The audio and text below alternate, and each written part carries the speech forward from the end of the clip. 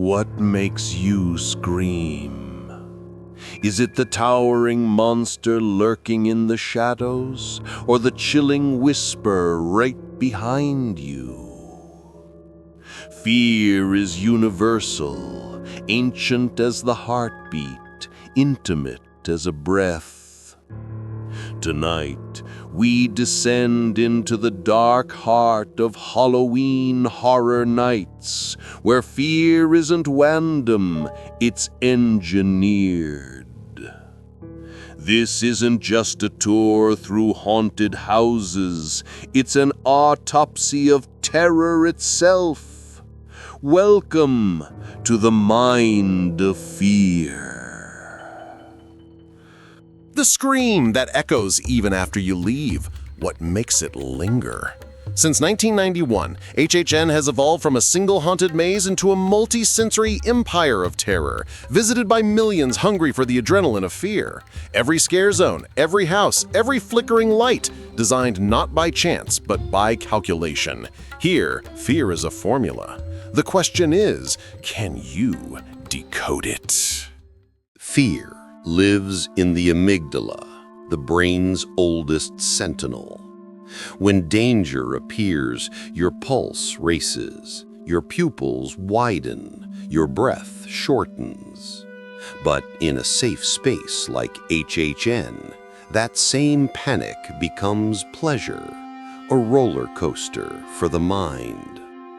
Scientists call it benign masochism, the thrill of terror without the threat. Each jump scare, each heartbeat-sinking sound cue hijacks our survival instincts. It's not cruelty, it's choreography. Fear as art. In the early 90s, Universal Studios Florida needed a Halloween event. They built a few haunted houses, hired a few monsters, and accidentally created a legend. What began as a weekend experiment became a global phenomenon. 3 decades later, the screams echo across continents. Fear had found its franchise.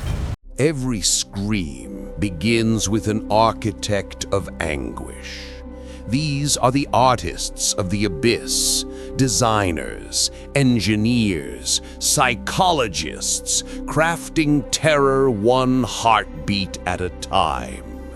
A wall placed half a step too narrow, a sound just 200 milliseconds late. Every choice shapes how the body reacts. If the guest screams at the right time, one designer smiles. Then we've done our job perfectly wrong. Beneath the monsters lies machinery, motion-triggered hydraulics, thermal sensors, timed fog bursts that mimic cold breath on your neck. Computers choreograph chaos, synchronizing light, air, and sound to make you believe the impossible. Fear built with precision engineering.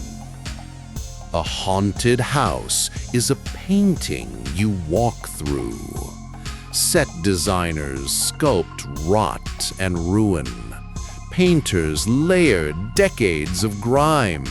Lighting artists carve fear from shadow. Every prop tells a story. Every corridor a descent. It's not chaos, it's composition.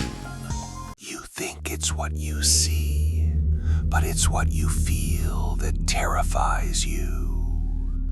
A sudden chill that wasn't there before. The copper tang of blood in the air. The hiss of wind when nothing moves. HHN manipulates every sense. Vision, sound, scent, even pressure. The unseen becomes the unforgettable. They are called scare actors, but their craft rivals any stage performer.